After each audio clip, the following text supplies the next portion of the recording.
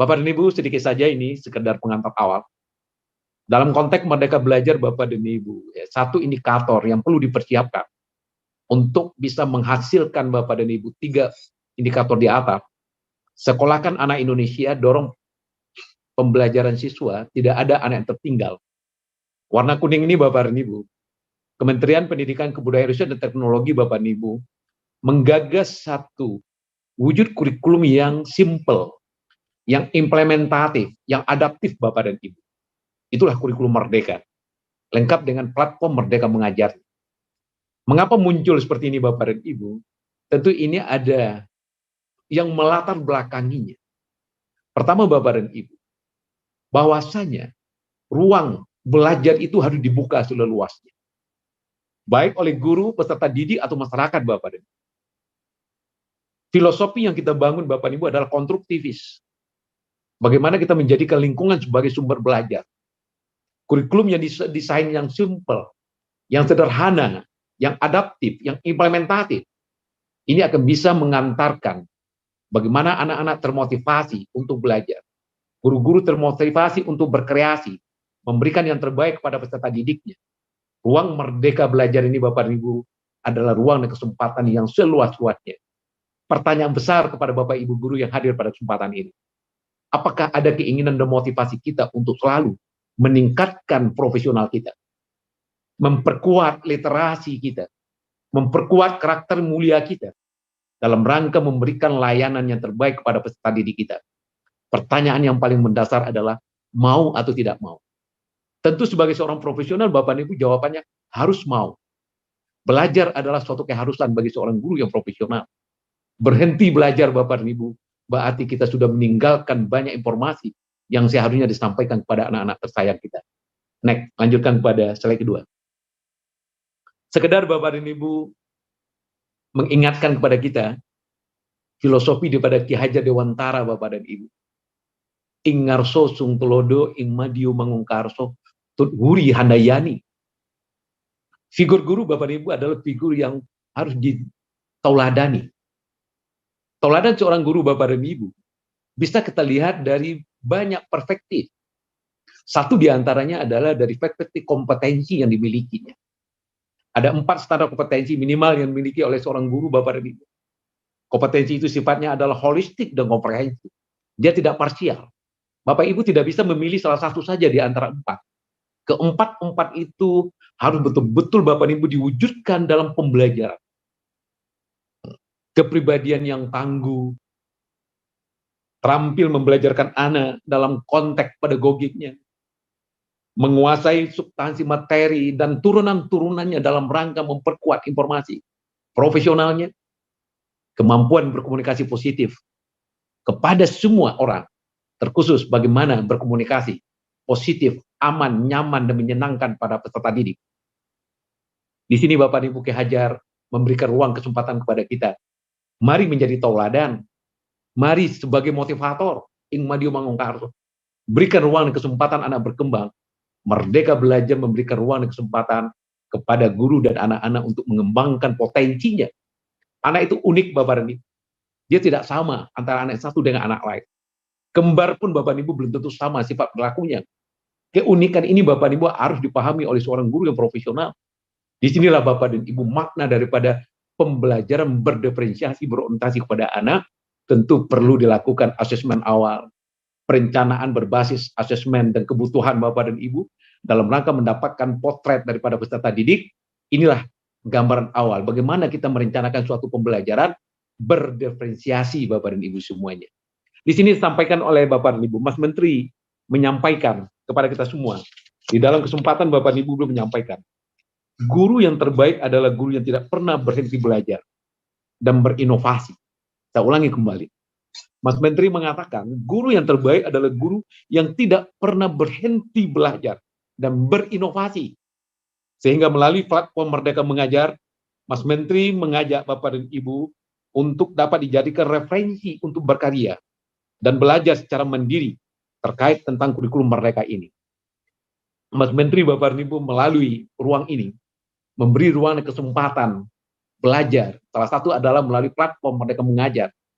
Tidak berbayar Bapak dan Ibu. dari Sabang sampai Merauke, tidak dibatasi ruangnya. Di dalam kelas, di ruang kelas, di pergunungan, di pinggir laut, dan sebagainya. Sebatas ada akses informasi, akses internet, Bapak dan Ibu bisa belajar. Makanya platform Merdeka Mengajar ini adalah menjadi sahabat dalam rangka mewujudkan guru yang profesional. Pastikan Bapak dan Ibu yang hadir pada kesempatan ini sudah memiliki akun belajar.id, kesempatan untuk belajar, kesempatan untuk mengkreasikan potensi Bapak dan Ibu, kesempatan untuk memberikan yang terbaik. Profesional Bapak dan Ibu tidak berhenti pada substansi, tidak berhenti pada manajerial, tidak berhenti pada sosial kultural. Profesional itu yang paling tertinggi adalah inspiring teacher.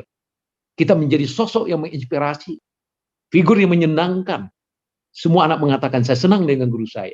Saya bangga dengan guru hebat saya. Bukan cuma hebat, dia baik. Bukan cuma baik, dia tulus dan ikhlas. Bukan cuma tulus dan ikhlas, memiliki komitmen yang tangguh. Itulah profesional sebagai seorang guru. Insya Allah yang hadir ini adalah guru-guru yang profesional. Lanjutkan Mas Firman. Pembelajaran berdiferensiasi. Ibu Tina nanti diperkuat informasi. Apa itu pembelajaran berdiferensiasi Bapak dan Ibu? Kalau kita mengutip pendapat daripada Tomlinson tahun 2000, adalah usaha untuk menyesuaikan proses pembelajaran di kelas untuk memenuhi kebutuhan individu setiap murid. Kebutuhan anak itu kan tidak sama Bapak dan Ibu. Tapi di satu sisi Bapak dan Ibu tidak mungkin kita memberikan layanan-layanan sangat-sangat spesifik sekali. Tetapi bagaimana Bapak dan Ibu kita mendapatkan potret terhadap anak yang akan kita belajarkan itu. Anak itu Bapak dan Ibu memiliki tingkat intelektual mungkin yang tinggi, sedang, dan rendah. Motivasi belajar yang tinggi, sedang, dan rendah. Akses informasi ada yang tinggi, sedang, dan rendah. Latar belakang orang tua murid Bapak dan Ibu yang kurang terbiasa dengan pembelajaran. Orang tua murid dengan kualifikasi pendidikan tinggi, sedang, dan rendah. Budaya setempat dan seterusnya. Semua ini Bapak dan Ibu, potret-potret itu harus kita dapatkan. Supaya apa?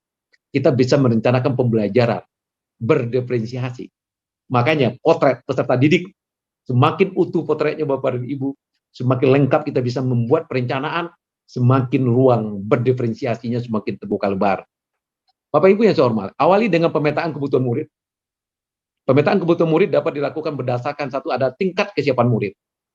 Untuk memotivasi tingkat kesulitan pada bahan pelajaran. Ini yang kedua, minat murid. Untuk membantu murid menyadari adanya kecocokan antara sekolah dengan keinginan mereka untuk belajar. Bagaimana Bapak Ibu menyesuaikan ya antara bakat minat potensi anak ya dengan harapan-harapan besarnya yang ada di sekolah. Tentu dalam ini Bapak dan Ibu, sarana prasarana media dan sebagainya. Ini juga harus menjadi perhatian kita ke depannya. Kemudian profil belajar murid. Untuk memberikan kesempatan kepada murid belajar sesuai dengan gaya berpikir. Gaya belajarnya seperti apa Bapak dan Ibu? Ada anak-anak Bapak dan Ibu kadang-kadang dalam kondisi yang heboh pun dia bisa menyerap informasi. Ada anak-anak Bapak dan Ibu betul-betul butuh keheningan dan kenyamanan. Ada anak-anak terbiasa Bapak dan Ibu dengan suasana musik ringan dan sebagainya, termotivasi. Semuanya ini Bapak dan Ibu tentu harapan kita. Bagaimana kita mendapatkan potret anak untuk bisa memfasilitasinya. Tentu saja dalam ini Bapak dan Ibu disesuaikan dengan kondisi kesiapan ibu, kesiapan anak, dan kesiapan sekolah. Tapi ruang merdeka belajar adalah ruang dan kesempatan untuk berkreasi bagi guru dan bagi anak untuk mendapatkan konten knowledge yang baik, keterampilan yang memadai, karakter yang bisa diperkuat Bapak dan Ibu semuanya. Strategi pembelajaran berdiferensiasi. Pertama Bapak dan Ibu, diferensiasi konten. Untuk mengukur tingkat kesiapan murid terhadap konten materi yang akan diberikan sesuai dengan minat dan profil daripada pelajar murid itu sendiri. Jadi untuk itu Bapak dan Ibu, konten-konten ini harus kita sesuaikan. Konten-konten Bapak dan Ibu yang substansinya relatif sulit, tentu ini Bapak dan Ibu perlu menjadi perhatian kita. Bagaimana Bapak dan Ibu seorang guru hebat, konten-konten yang sulit Bapak dan Ibu dikomunikasikan dengan bahasa yang sederhana. Banyak orang hebat mengatakan, orang pintar adalah orang yang mampu menyederhanakan informasi yang sulit menjadi bahasa yang sederhana. Itu orang hebat Bapak Ibu. Jadi kurikulum merdeka ini Bapak Ibu karena implementatif, ya sangat mudah disampaikan, sangat mudah dipahami oleh anak kita Bapak dan Ibu. Tetapi bagaimanapun juga, guru harus mempersiapkan dirinya. Bagaimana menyiapkan konten dalam konteks diferensi konten Bapak dan Ibu, ini harus disiapkan oleh gurunya. Kemudian diferensiasi proses dengan menyusun skenario pembelajaran seperti kegiatan berjenjang, pertanyaan-pertanyaan pemandu, tantangan di sudut minat, membuat agenda individual, dan kelompok fleksibel dalam proses Bapak dan Ibu. Proses bisa dilakukan dalam kelas, di luar kelas.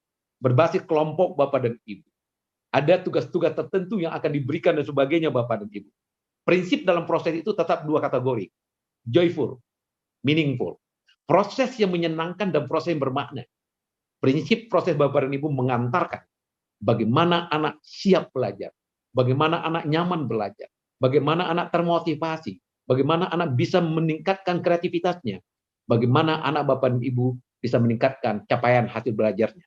Di sini fleksibilitasnya Bapak dan Ibu. Tentu Bapak Ibu guru yang paham terhadap kondisi real yang ada di sekolah, kondisi real yang ada di depan kelas, kondisi real anak-anaknya, termasuk performa Bapak dan Ibu sebagai seorang guru. Sekali lagi Bapak dan Ibu, guru hebat adalah guru yang selalu mau belajar. Belajar Bapak dan Ibu adalah salah satu elemen menunjukkan profesionalnya seorang guru. Refleksi adalah salah satu elemen menunjukkan profesional seorang guru. Guru yang profesional selalu mengukur capaian dan hasil belajarnya. Refleksi salah satu wujud daripada guru yang profesional. Kemudian diferensiasi produk hasil belajar dengan memberikan tantangan bagi murid dan pilihan dalam mengekspresikannya. Jadi produk itu Bapak dan Ibu juga harus kita sesuaikan dengan pemahaman anak terhadap konten. Kemampuan anak, kebiasaan anak Bapak dan Ibu. Tentu ini harus kita sesuaikan. Produk-produk unggulan yang hebat dan sulit, tentu ini Bapak dan Ibu capaiannya akan tercapai oleh anak kemampuan relatif tinggi. Ini harus kita pertimbangkan Bapak dan Ibu. Tetapi semua anak itu bekerja. Semua anak menyiapkan produknya Bapak dan Ibu. Semua anak termotivasi. Semua anak berbuat Bapak dan Ibu. Di dalam kurikulum Merdeka Bapak dan Ibu diberikan ruang kesempatan yang sama. Menangnya menang bersama. Sekalipun ada batasan-batasan. Hasil kerja anak yang belum sama. Tetapi sebagai seorang guru hebat memberikan apresiasi. Satu kata terima kasih. Saya bangga dengan Ananda walaupun hasilnya belum maksimal. Saya senang hasil kerjanya walaupun belum maksimal. Hebat Ananda, hasilnya sudah bagus. Kata-kata ini Bapak dan Ibu harus kita berikan ruang kepada produk-produk yang disiapkan anak sesuai dengan tugas yang kita berikan di dalam pembelajaran berdiferensiasi. Kata kunci Bapak dan Ibu, anak butuh sapaan, anak butuh layanan, anak butuh pujian, anak butuh Bapak dan Ibu penghargaan. Salah satu bentuk penghargaan adalah ucapan yang menyenangkan. Terima kasih, kita perbaiki. Terima kasih, belum lengkap, tapi bisa kita perkuat. Terima kasih, Ananda hebat. Semuanya diberikan pujian. Maslow mengatakan, humanistik, kata Maslow. Semua orang butuh sanjungan dan pujian. Apalagi anak Bapak dan Ibu sangat bangga. Gurunya mengatakan, wah hebatnya, bagusnya, tulisannya bagus, hasil kerjanya bagus, penampilannya bagus. Berdiferensiasi Bapak dan Ibu adalah ruang untuk berkreasi bagi guru dan bagi anak. Saya ulang kembali.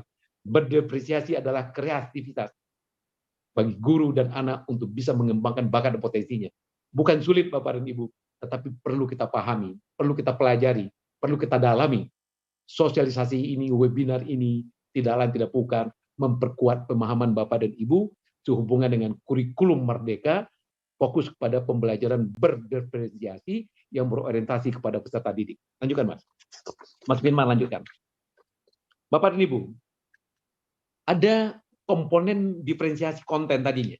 Kan ada 3 strategi, ada konten, ada proses, ada produk. Di konten Bapak dan Ibu, materi disajikan dalam bentuk beragam. Bisa dalam bentuk video, bisa dalam bentuk teks, bisa dalam bentuk bacaan, gambar, bagan, dan sebagainya Bapak dan Ibu. Tetapi informasi itu tersampaikan dengan baik. Anak-anak Bapak dan Ibu bisa memahami dengan bahasa yang sederhana, dengan pengamatannya Bapak dan Ibu, anak bisa memahami apa yang akan dipahami, apa yang akan dipelajari, apa yang akan dikerjakannya. Di sini Bapak dan Ibu tentu harapan kita multi informasi, multimedia Bapak Ibu itu akan berdampak. Saya melihat, saya mendengar, saya melakukan, saya akan lebih banyak paham. Melihat Bapak Ibu adalah satu hal yang kita optimalkan mata. Mendengar cuma pendengaran di telinga, tetapi saya mengerjakan. Semuanya bisa kita gerakkan Bapak dan Ibu. Itu apa? Pembelajaran aktif. Kolaborasi Bapak dan Ibu. Ini bagian yang harus kita perkuat di saat kita membelajarkan anak. Di dalam konteks berdiferensiasi, tetap kita perkuat. Terdapat keterampilan atau pengetahuan yang bisa dipelajari secara mandiri oleh setiap murid. konten. Jadi ada materi-materi yang bisa dipelajari anak secara klasikal, secara kelompok, dan juga secara mandiri, Bapak dan Ibu. Tentu di sini materinya tidak harus sama. Materi-materi sulit, Bapak dan Ibu, untuk anak kemampuan tinggi. Materi yang cukup untuk anak kemampuan sedang. Yang mudah, Bapak dan Ibu, kemampuan rendah. Sehingga termotivasi. Kalau anak cerdas diberikan materi yang rendah, dia tidak termotivasi. Ah, ini udah biasa, saya bisa kerjakan. Tapi kalau materi sulit bagi anak kemampuan rendah, wah, ini nggak pernah, saya nggak tahu, saya nggak ngerti, saya nggak bisa lakukan. Sehingga anak tidak termotivasi melakukan, Bapak dan Ibu. Disinilah konten itu memberi ruang kepada guru.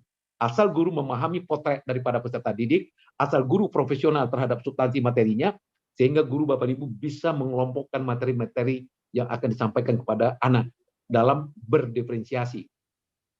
Pengetahuan disajikan memungkinkan murid menyampaikan pada teman sebaya. Beri ruang dan kesempatan anak untuk melakukan kelompok.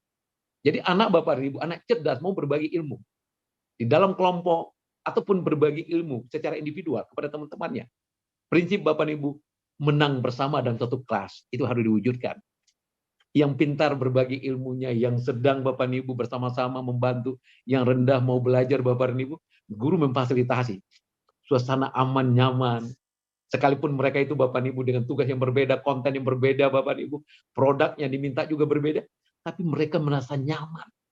Disinilah Bapak dan Ibu seorang guru sebagai seorang fasilitator, bagaimana mengemas suatu pembelajaran yang joy, yang meaning, ini penting sekali Bapak dan Ibu. Dan pastikan Bapak Ibu bisa, khusus di Provinsi Riau. Pengetahuan disajikan dalam berbagai tingkat kesulitan untuk satu tema besar. Ini perlu untuk kontennya.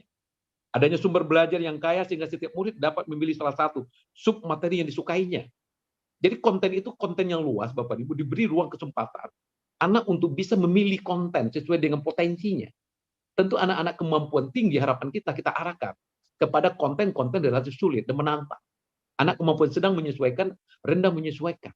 Inilah Bapak dan Ibu komponen diferensiasi konten. Untuk itu apa? Guru hebat adalah guru yang selalu belajar. Guru hebat Bapak dan Ibu tidak pernah berhenti belajar. Di dalam memorinya ini Bapak dan Ibu lengkap dengan informasi-informasi. Ibaratkan peluru Bapak dan Ibu. Kapan ditembakkan, arahnya kemana, guru sudah siap dengan konten-konten luasnya Bapak dan Ibu, dan dia terampil membelajarkan. Di saat dia tampil membelajarkan Bapak dan Ibu, dia memiliki komunikasi yang baik, luar biasa. Anak-anak akan mengatakan, hebat guru saya.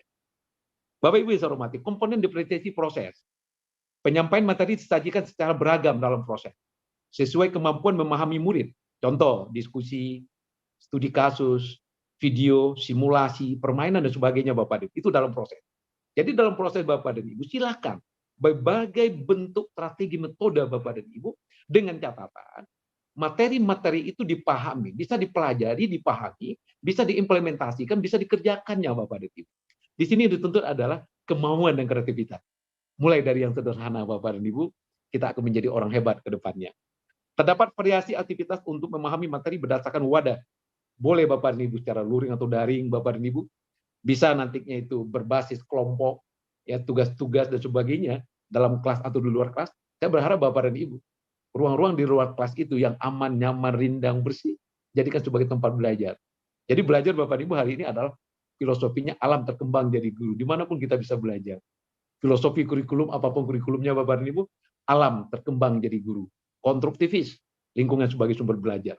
Terdapat variasi aktivitas untuk memahami materi berdasarkan jumlah murid, klasifikal individu atau kelompok. Silakan Bapak dan Ibu. Bagaimana Bapak dan Ibu dalam proses itu sangat kreatif. Yang penting Bapak dan Ibu, informasi-informasi yang sudah kita rencanakan di dalam rencana pembelajaran kita Bapak dan Ibu itu bisa tersampaikan secara optimal, anak bisa menerima, anak bisa mengerjakannya, anak bisa menghasilkan produk, kalau itu diminta tuntutan produk Bapak dan Ibu semua. Kreativitas adalah salah satu solusi di dalam berdiferensiasi. Lalu Bapak dan Ibu produk, terdapat kreasi produk, lanjutkan Pak Riman sebelahnya, untuk setiap murid, baik itu pertunjukan, poster, cerpen, mind mapping, dan lain-lain Bapak dan Ibu. Silakan produknya seperti apa yang ingin disampaikan. Kembali lagi Bapak Ibu kreativitas. Penilaian terhadap pemahaman murid dibuat beragam. Bisa sikapnya kita nilai, pengetahuannya, keterampilan, minat. Bisa saja Bapak Ibu secara holistik. Kita di dalam dia bekerja, di dalam dia belajar Bapak Ibu, kita bisa melihat seberapa besar pengetahuan anak ini terhadap informasi yang kita sampaikan. Bagaimana dia bersikap positif terhadap informasi Bapak dan Ibu. Bagaimana dia terampil menyelesaikan masalah-masalahnya. Bagaimana dia terampil mencari buku referensi.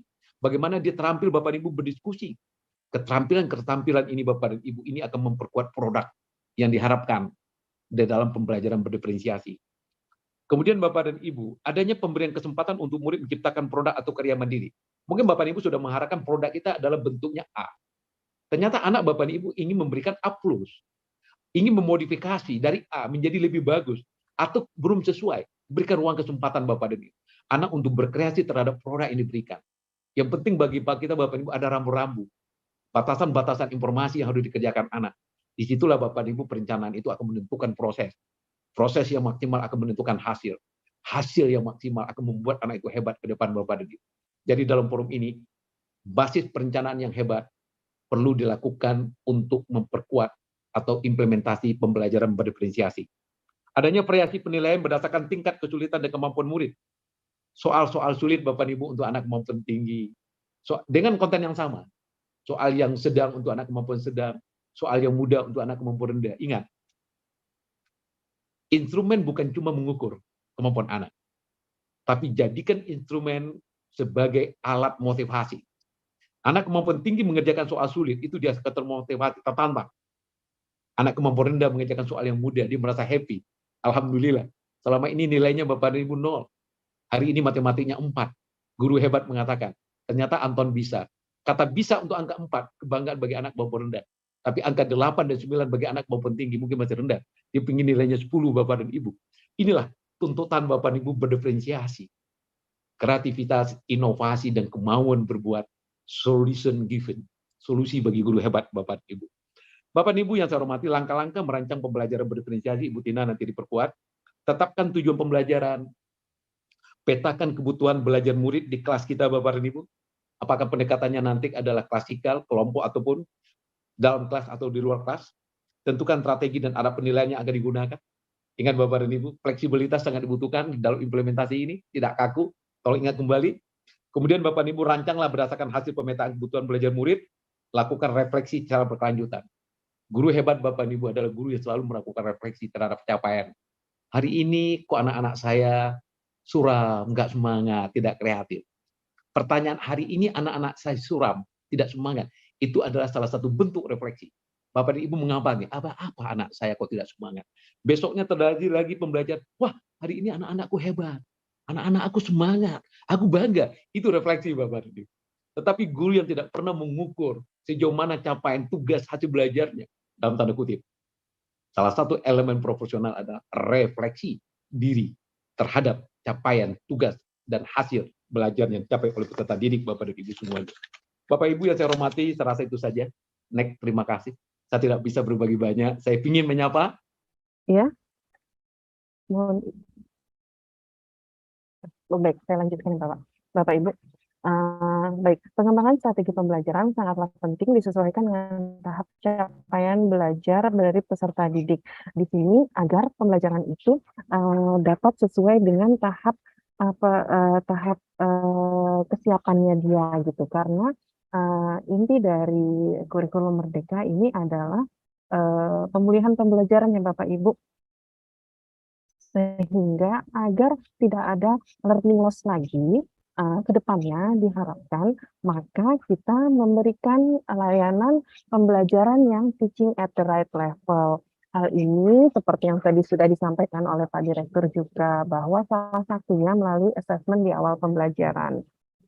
Kemudian Bapak Ibu, teaching at the right level itu intinya adalah memberikan pembelajaran yang bervariasi sesuai dengan pemahaman peserta didik, agar setiap anak dapat mencapai kompetensi dalam tujuan pembelajaran yang telah dirancang oleh Bapak Ibu guru berdasarkan capaian pembelajaran yang sudah ditetapkan secara nasional sebagai kompetensi minimal. Pembelajaran yang berorientasi pada kompetensi membutuhkan asesmen yang bervariasi dan berkala untuk mengetahui kemajuan belajar peserta didik. Ketika pembelajarannya itu teaching at the right level, maka yang menjadi fokus adalah asesmen formatif ya Bapak Ibu. Jadi kita selalu melakukan asesmen itu bukan untuk memberikan nilai gitu, tapi bagaimana seberapa jauh efektifkah pembelajaran yang kita lakukan, strateginya sudah sesuai belum? Metode yang kita gunakan untuk materi tersebut sudah sesuai belum? Sudah efektif belum untuk peningkatan kemajuan belajar dari peserta didik? Uh, Ini adalah prinsip, izin mengingatkan kembali Bapak Ibu tentang prinsip pembelajaran. Oh, ini tadi sebenarnya kita udah sampai sini ya Bapak Ibu. Saya mohon maaf, tadi lupa, tidak apa-apa, jadi mengulang lagi sedikit ya Bapak Ibu, mengenai prinsip pembelajaran dan asesmen, di mana ketika mengembangkan pembelajaran itu haruslah dirancang dengan mempertimbangkan tingkat capaian peserta didik saat ini sebagai starting point ketika kita akan memberikan pembelajaran, kemudian tentang kebutuhan belajarnya, serta karakter dan perkembangan mereka. Jadi ketika mengembangkan pembelajaran itu juga tetap harus diperhatikan hal-hal tersebut, terutama untuk di kelas-kelas rendah itu tingkat perkembangannya mereka, begitu ya. Kemudian pembelajaran dirancang dan dilaksanakan untuk membangun kapasitas belajar peserta didik untuk menjadi pembelajar sepanjang hayat, di mana kita tidak hanya menekankan pada kemampuan kompetensi kognitif saja, tapi juga terkait dengan karakternya. Kemudian di sini juga kegiatan belajar mendukung perkembangan kognitif dan karakter peserta didik secara berkelanjutan dan holistik. Hal ini sama juga seperti kurikulum-kurikulum sebelumnya, bahwa penekanan bukan hanya di kognitif tapi juga di karakter, tapi bagaimana pengembangannya di pembelajaran itu yang berbeda ya Bapak Ibu. Ketika di kurikulum 13 itu bentuknya lebih terintegrasi dan lebih ditekankan pada mata pelajaran PPKN dan agama, sedangkan untuk di kurikulum Merdeka ini menjadi kegiatan kokurikuler yang jumlah jam belajarnya cukup banyak, sekitar 20%, dan semakin menaik di kelas yang lebih tinggi. Kemudian pembelajaran yang relevan, yaitu pembelajaran yang dirancang sesuai dengan konteks kehidupan, menghargai budaya peserta didik, serta melibatkan orang tua dan komunitas sebagai mitra. Di mana kurikulum Merdeka sebenarnya di kurikulum sebelumnya juga, namun di kurikulum Merdeka ini lebih diperkuat lagi, bagaimana orang tua, komunitas, dan mitra itu dapat berperan untuk proses pembelajaran dan pengembangan kurikulum di tingkat sekolah. Kemudian pembelajaran berorientasi pada masa depan yang berkelanjutan, Bapak Ibu bisa sangat terlihat ketika di profil pelajar Pancasila, di mana salah satu dimensinya itu adalah apa ya Bapak Ibu? Kok saya jadi lupa? Mohon maaf. Di situ ada dimensinya yang terkait dengan Sustainable Development Goals, yang memang yang terkait dengan lingkungannya terutama, begitu. Bagaimana, karena apapun yang dilakukan oleh peserta didik kita saat ini, yang kita kuatkan karakternya, itu akan berdampak untuk kelangsungan hidup masa depan ketika mereka menjadi manusia-manusia produktif dan untuk anak cucu kita nanti juga. Lanjut Bapak Ibu, di sini di kurikulum Merdeka, asesmen perancangan dan pelaksanaan pembelajaran adalah suatu siklus yang yang merupakan satu siklus yang tidak putus ya Bapak Ibu, di mana walaupun merupakan siklus, namun tetap dapat memberikan keleluasaan, fleksibilitas bagi Bapak Ibu untuk mengorganisasi pembelajaran agar sesuai dengan kondisi peserta didik dan dapat mencapai kompetensi yang sudah ditetapkan oleh Bapak Ibu. Di sini untuk pengembangannya diawali dengan pengembangan modul ajar Bapak Ibu. Ketika Bapak Ibu sudah pada tahap ketika guru penggerak atau kepala sekolah penggerak, tentunya diharapkan sudah mampu ya untuk mengembangkan sekolahnya untuk mengembangkan modul ajar, begitu. Namun jika belum, maka bisa dapat mengambil perangkat ajar yang ada di PMM gitu ya, di mana komponen modul ajar itu minimalnya terdiri dari tujuan pembelajaran, langkah-langkah pembelajaran, dan asesmen pembelajaran. Nah, dari rancangan pembelajaran ini, ketika di kelas kita, sebelum memulai pembelajaran, kita melakukan asesmen awal untuk mengetahui tingkat kesiapan dari peserta didik secara individual tentang materi yang akan kita pelajarkan gitu. Kemudian setelah kita mengetahui peta dari tingkat kesiapan dari peserta didik, kita dapat melakukan modifikasi dari rencana pembelajaran yang sudah kita susun atau membuat penyesuaian. Setelah kita melakukan modifikasi atau melakukan penyesuaian, kita lanjutkan dengan pelaksanaan pembelajaran dengan menggunakan berbagai metode asesmen formatif untuk memonitor kemajuan belajar. Dan setelah itu di akhir pembelajaran kita dapat melakukan asesmen akhir untuk mengetahui ketercapaian dari tujuan pembelajaran sesuai dengan apakah sudah sesuai gitu, apakah efektif dari strategi, metode maupun pendekatan yang kita lakukan ketika melakukan pembelajaran dengan peta yang sudah kita tetapkan berdasarkan hasil assessment tersebut. Bapak Ibu, ini adalah contoh tahapan dari keterpaduan antara assessment dengan pembelajaran. Ketika di tahap awal, Bapak Ibu, ketika melakukan assessment awal itu tetap dilakukan, namun tidak digunakan untuk merancang pembelajaran. Merdeka, Bapak Ibu, kurikulum Merdeka ini dibuat khususnya untuk yang IKN ya Bapak Ibu. Implementasi kurikulum Merdeka itu kan terbagi menjadi 3 ya Bapak Ibu, untuk mandiri belajar, mandiri berubah, dan mandiri berbagi. Nah, di situ kan tidak ada yang paling benar ya Bu, tidak ada yang paling bagus juga. Tapi ini pembagiannya ini berdasarkan tingkat kesiapan dari sekolah untuk mengimplementasi kurikulum Merdeka, karena mengimplementasi kurikulum Merdeka itu kan bukan paksaan ya Bapak Ibu, tapi berdasarkan kesiapan dari sekolah.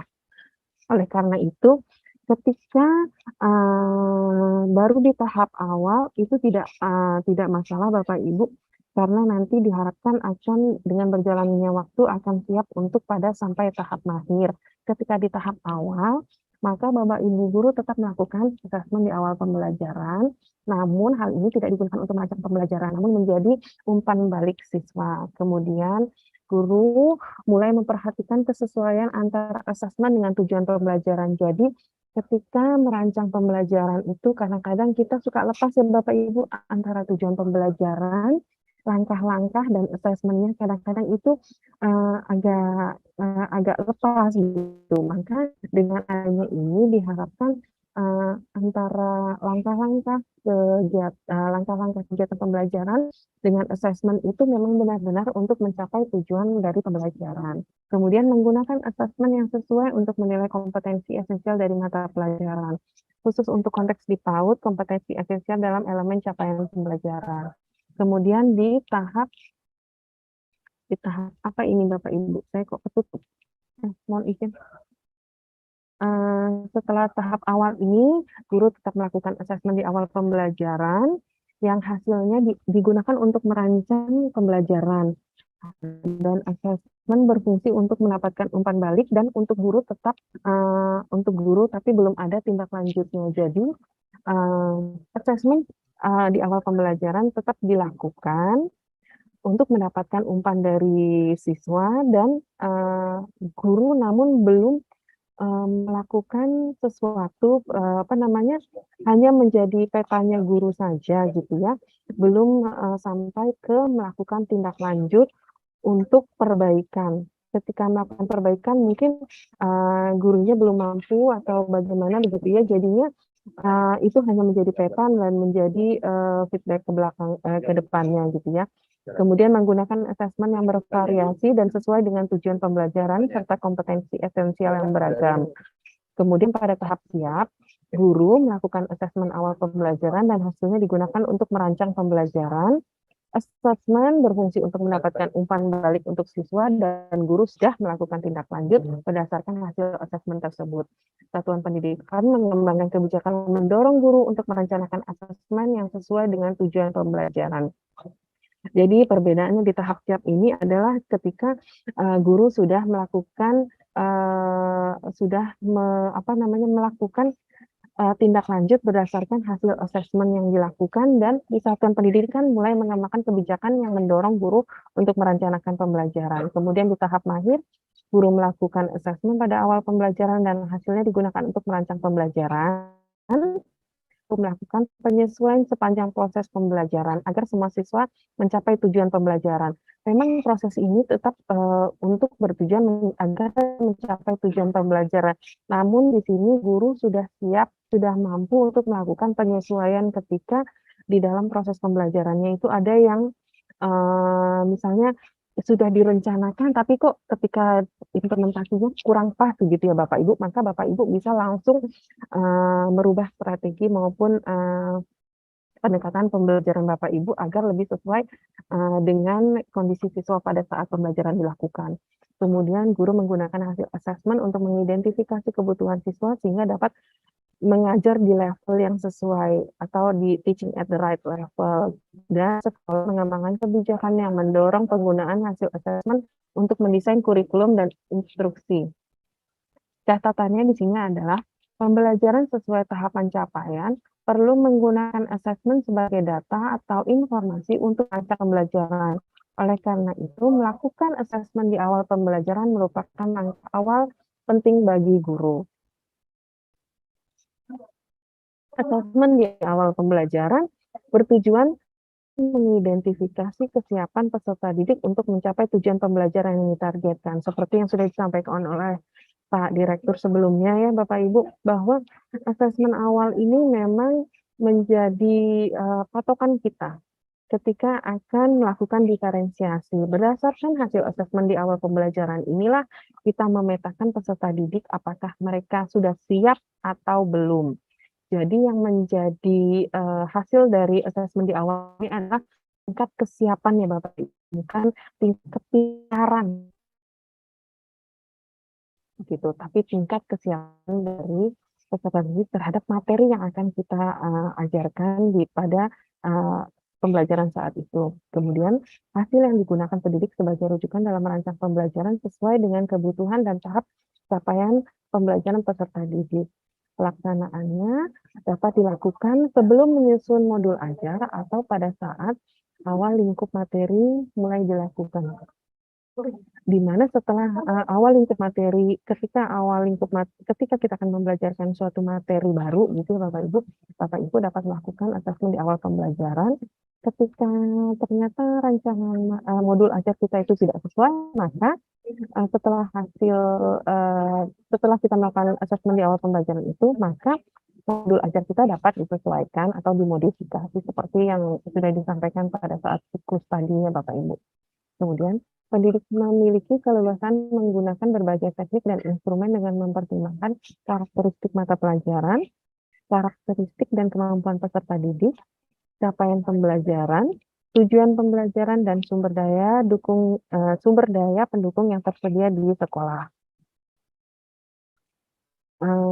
Ini Bapak Ibu, ketika Bapak Ibu dari capaian pembelajaran, Bapak Ibu turunkan menjadi tujuan pembelajaran, dan kemudian merancang pembelajaran, memang harus mempertimbangkan hal-hal ini semua ya Bapak Ibu, kelima hal ini agar pembelajaran kita bisa lebih efektif.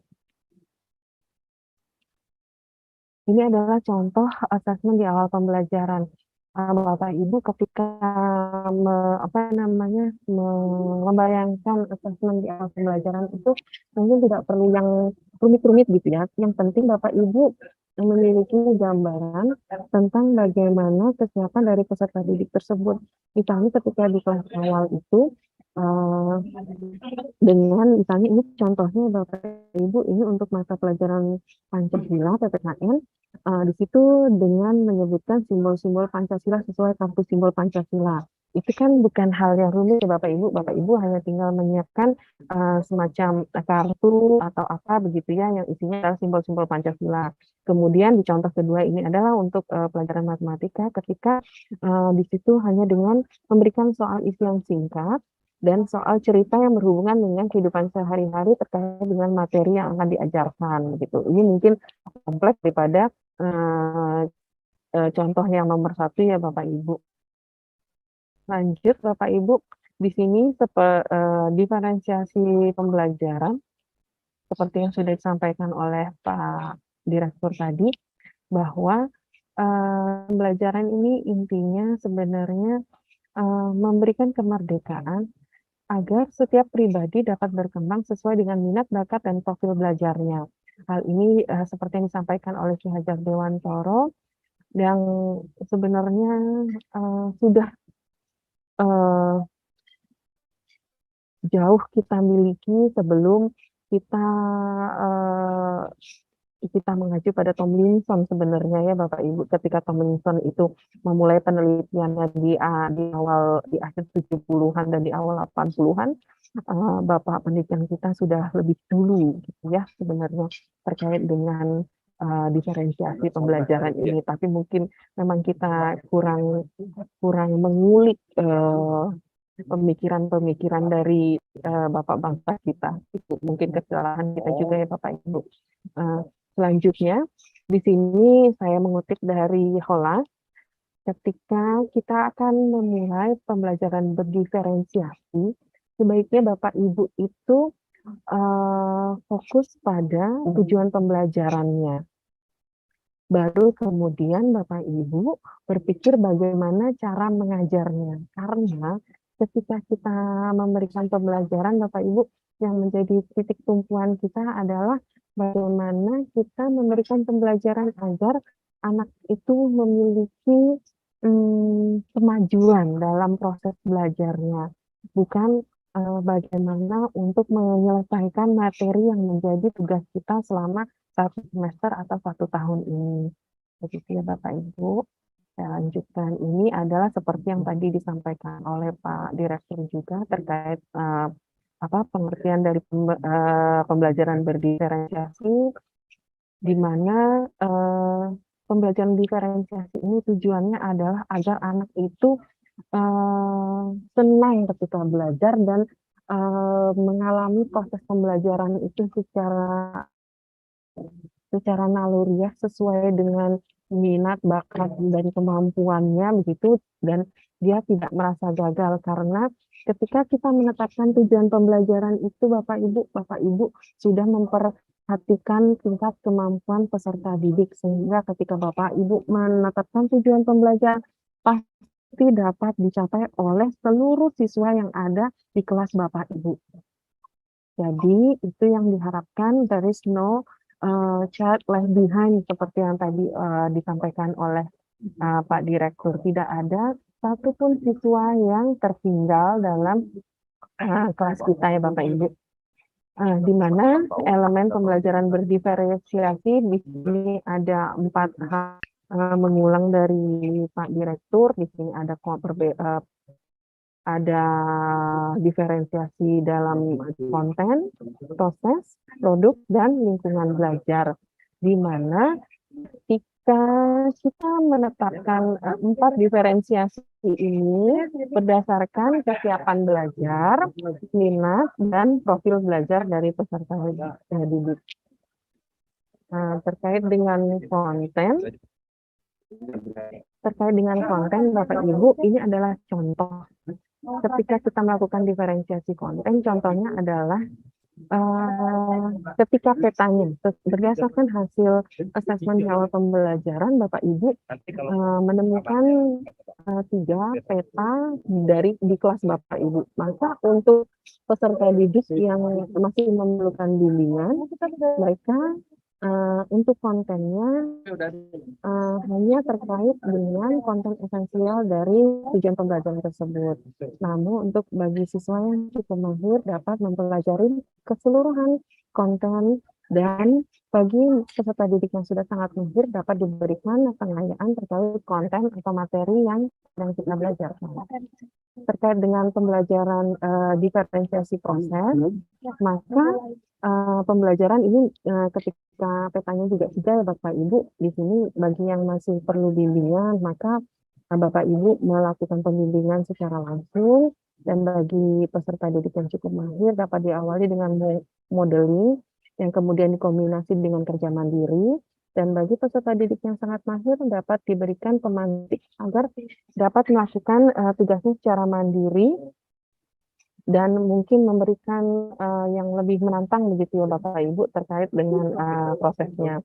Kemudian ketika produk, diferensiasinya ini misalnya untuk yang belum siap dapat diberikan pertanyaan terkait dengan konten materi yang esensial.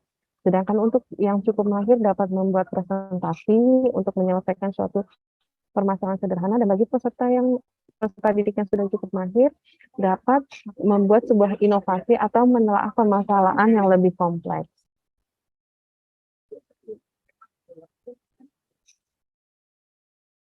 Terkait dengan pembelajaran berdiferensiasi, langkah awal yang sebaiknya sangat dianjurkan oleh kami adalah diawali dengan asesmen di awal pembelajaran.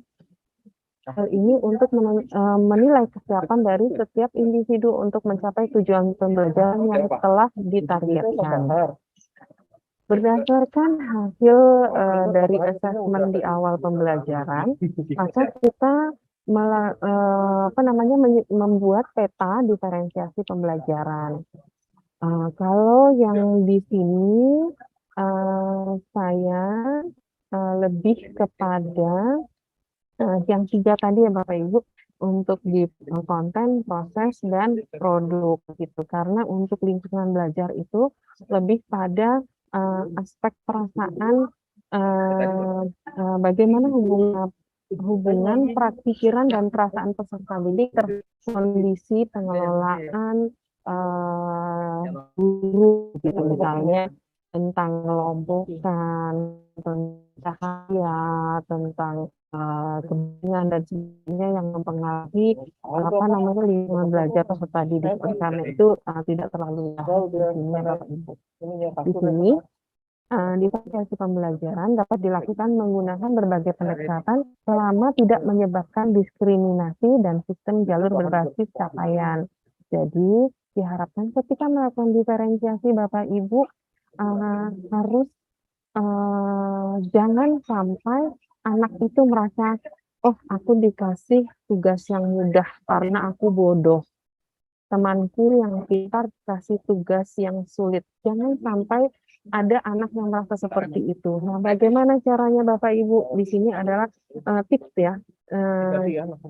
Tips implementasi yang dianjurkan. Misalnya Bapak Ibu dengan melakukan pengelompokan tidak permanen dan tidak berlaku untuk seluruh mata pelajaran. Kemudian pengelompokan itu sedapat mungkin tidak memisahkan siswa belajar di ruangan yang berbeda, sehingga anak tidak merasa kenapa ya kita kok dipisahin kelasnya, kenapa kita tidak dipisahin kelasnya gitu ya, kenapa, mohon maaf Pak Bapak Ibu, karena ini di ruang publik sehingga saya digangguin oleh teman-teman, mohon izin Bapak Ibu.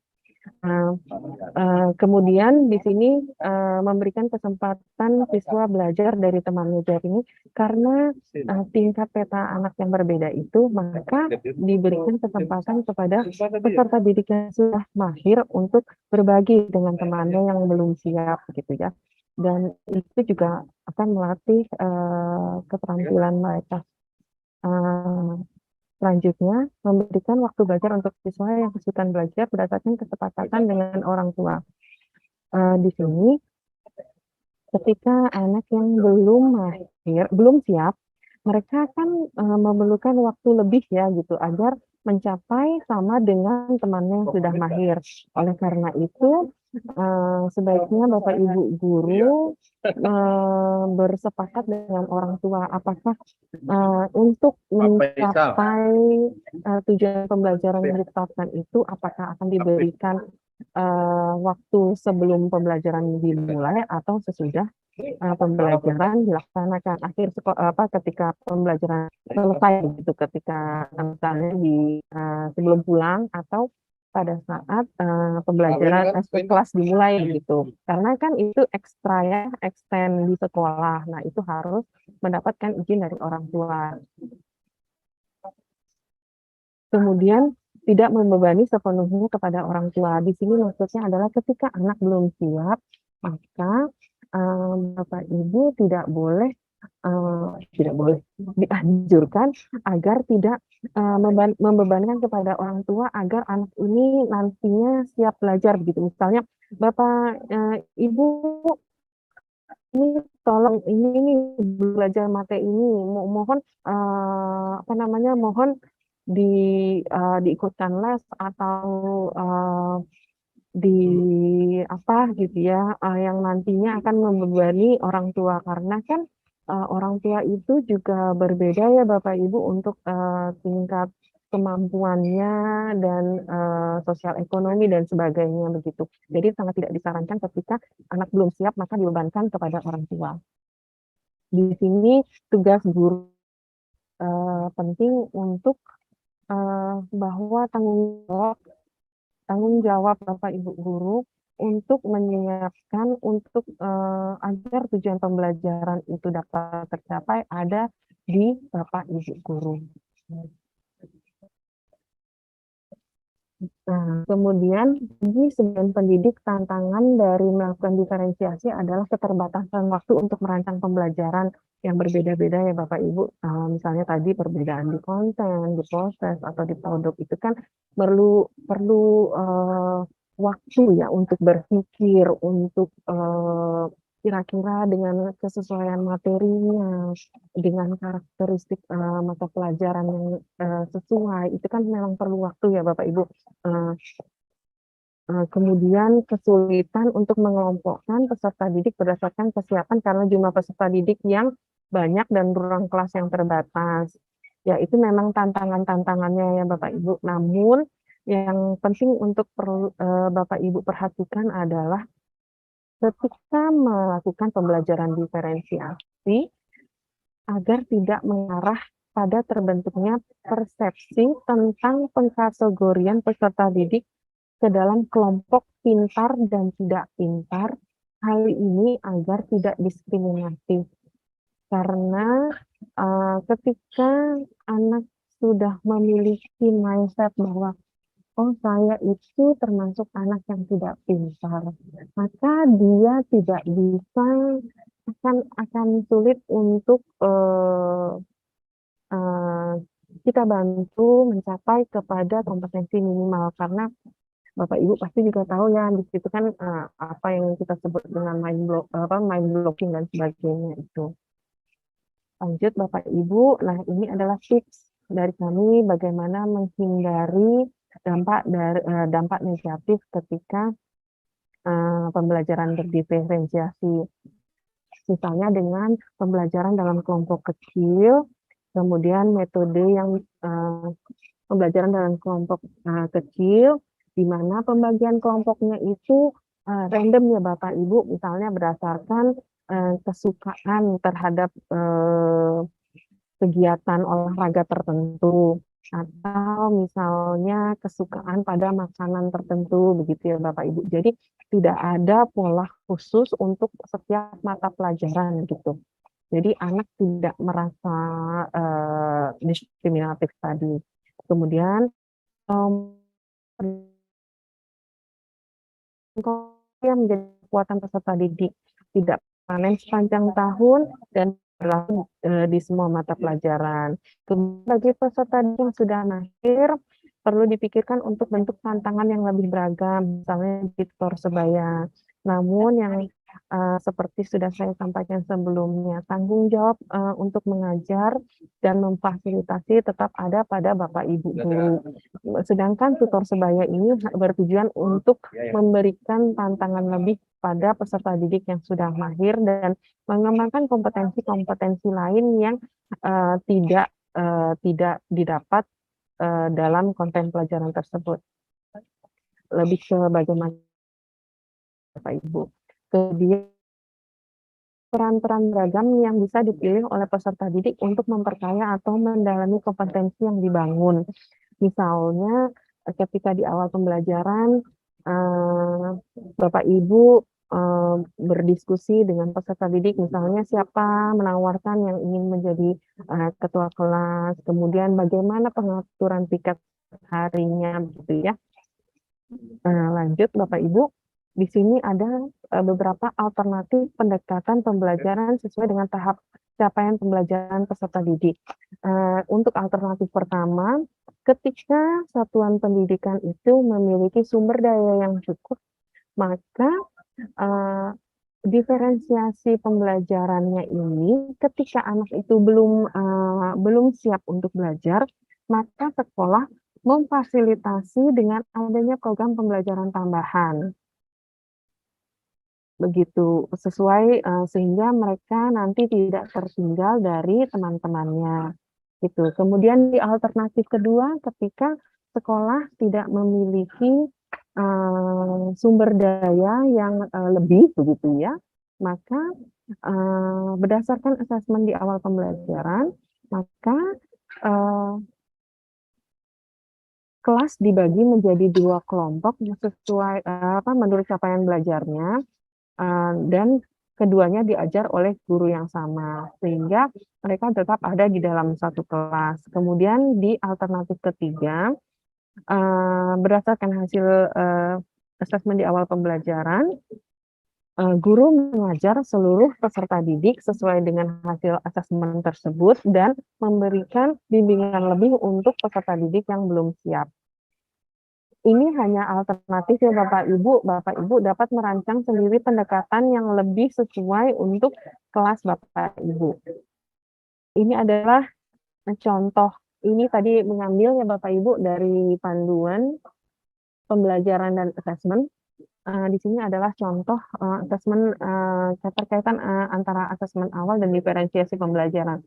Di sini ketika asesmen awalnya adalah dengan mengisi soal singkat dan mengerjakan soal cerita terkait dengan kehidupan sehari-hari, terkait dengan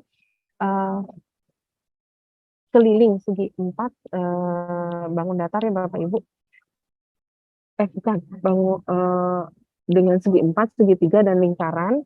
Maka berdasarkan hasil asesmen tersebut diketahui ada 3 peta. Yang pertama adalah secara mayoritas peserta didik sudah memahami konsep keliling dan dapat menghitung keliling bangun datar.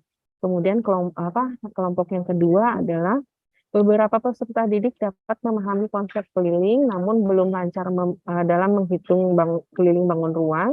Dan yang ketiga adalah peserta didik yang belum memahami konsep keliling.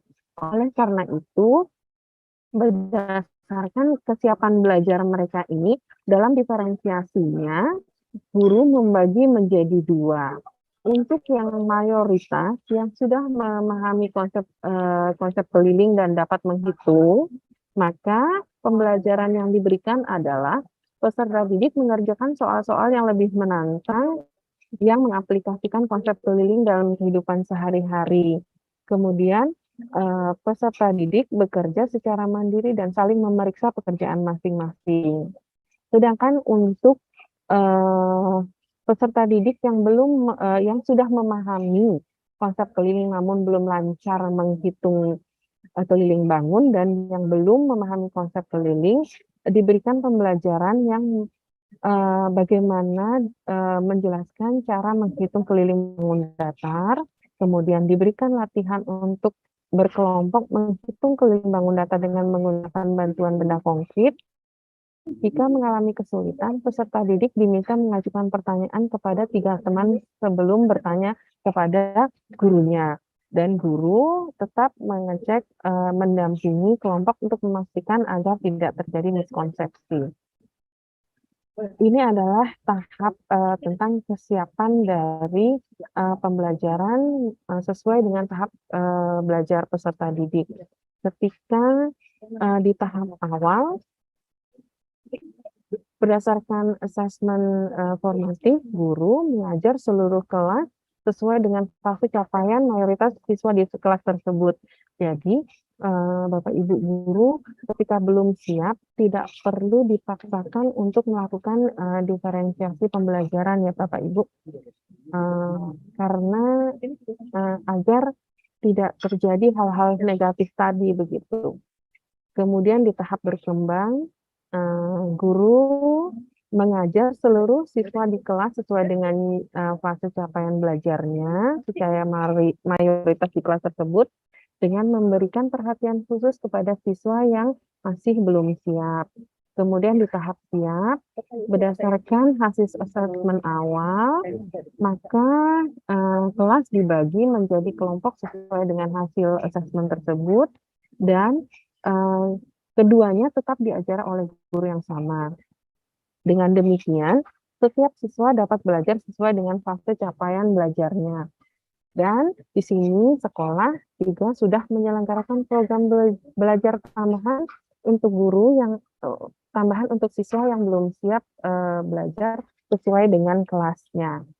Kemudian di tahap mahir, ahli, berdasarkan asesmen awal pembelajaran, siswa di kelas yang sama dibagi menjadi 2 atau lebih kelompok sesuai dengan capaian mereka, dan mereka tetap diajar oleh guru yang sama. Kemudian sekolah menyelenggarakan berbagai program seperti pembelajaran tambahan untuk siswa yang belum siap dan pengayaan untuk siswa yang sudah mahir. Langkah yang paling penting adalah membangun kesadaran guru tentang keragaman capaian belajar siswa di kelasnya. Apabila paradigma tentang pembelajaran berdiferensiasi belum terbangun, guru sebaiknya tidak dituntut untuk melakukan pemisahan belajar karena akan berisiko mengarah pada sebagaimana yang sudah disampaikan sebelumnya. Bapak Ibu, izinkan saya membaca pantun sebelum menyudahi sharing saya di siang hari ini. Pergi memancing saat fajar, pulang sore membawa ikan. Pendidik yang selalu semangat belajar, insya Allah pembelajaran berdiferensiasi mampu dilaksanakan. Terima kasih dari saya demikian.